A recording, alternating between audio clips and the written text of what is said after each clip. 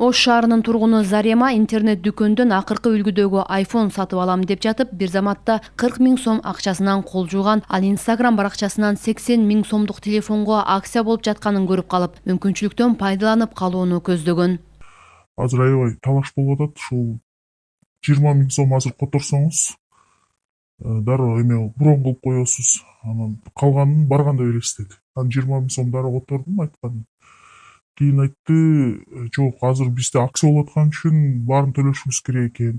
Поштага салганда болбойт экен, ошо коду менен даяр жөнөтүшүбүз керек экен дегенде да 20 000 сом котордум.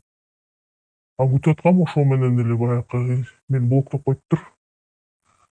Instagram баракча дагы ачылган жок, ошол менен ошентип алданып калганын кийин түшүндүм да.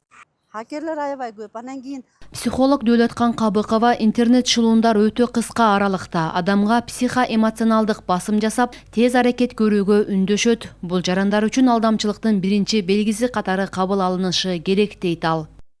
догурушат да сразу эле. Эгер ушу биз айтканды мындай кылбасаңыз, азыр балаңыз мындай болот, кызыңыз анан жогоруда айткандай азыр күч органдары барышы мүмкүн сизге деген нерселер болсо, азыр мен жогоруда айткандай сизге таалыктуу болгон информациялар сурашса, шаштырышса, чоң пулдарды, чоң подаркаларды неме кылышса, сизге убада кылышса, анан кийин сиз тааныбаган, сиз билбеген баягындай сайттарга кирип, кол коюп кир, анан кийин мынаны жөнөтүп кой, мына пин-кодуңду жөнөтүп кой десе, сразу эле ойлонуш керек да. Бул туура эмес деп. Адистердин айтымында шылуунчулук чет өлкөдө башкарылат. Кыргызстандын жарандарын аз эле акчага ортомчу катары иштетип, заматта миллиондогон акчаларды өлкөдөн чыгарып кетишет. Көбүнчө алар банктын же уюлдук телефондун оператору болуп байланышып, картанын же сим-картанын иштөө убактысын онлайн узартууну сунушташат. Биздин уюлдук операторубуздун ишканасына келтирбей эле, ошол телефон аркылуу эле, сим-картаңыз аркылуу эле узартып коебуз, телефон аркылуу деп эле аларга жиберген кодду алып туруп, то есть жарандарыбыз айтып берет ошол кодду алып туруп эле алар ошол код менен тиги жарандарыбыздын телефондоруна доступ алып алат дагы, анын ичиндеги телефондун бүт баардык өзүнө керектүү болгон маалыматтарды урдашат.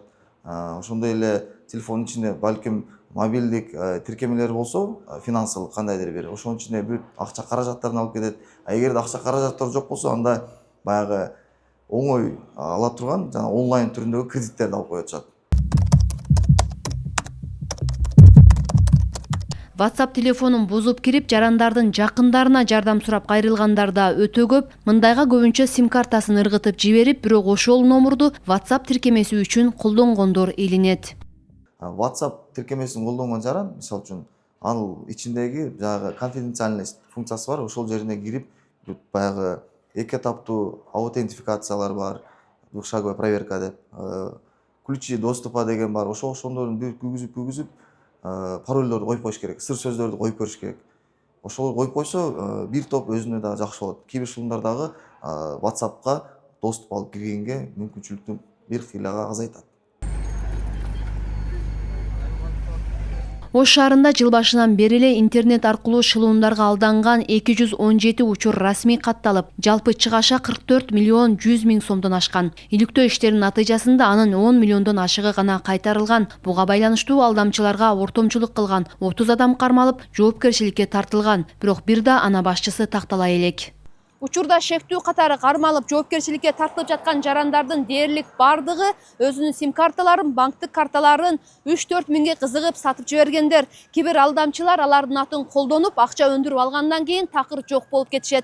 Ошондуктан сиз дагы өзүңүздүн атыңызга жазылган сим-карталарды, банктык карталарды эч качан эч кимге сатпаңыз. Анткени алдамчылардын арасына кошулуп, мыйзам алдында жооп берип калышыңыз толук ыктымал. Кенжебек Маматсадыкова, Нурдөөлөт Сантаев, ЛТР, Ош шаары.